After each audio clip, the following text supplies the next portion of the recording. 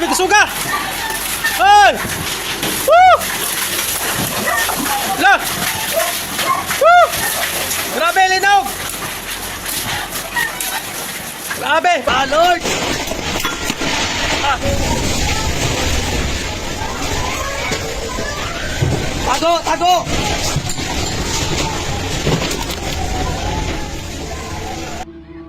La! No! Mri! Abang Gino! La! A 7.6 magnitude earthquake struck the Mindanao region of the Philippines on Friday, October 10, 2025. The earthquake was recorded at 9:43 a.m. at a depth of 56 kilometers.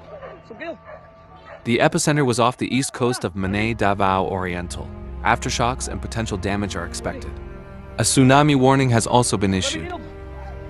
The tremors were felt strongly in several provinces in southern Mindanao, prompting residents to evacuate buildings and move to open areas.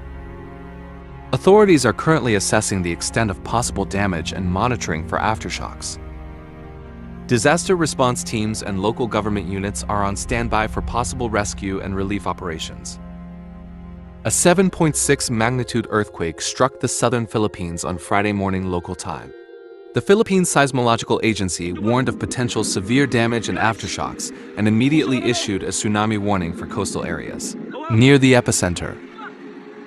Teresito Bacocol, head of the Philippine Seismological Agency, stated that the earthquake's epicenter was located about 20 kilometers offshore from Manay City in the Mindanao region at 9:43 a.m. local time.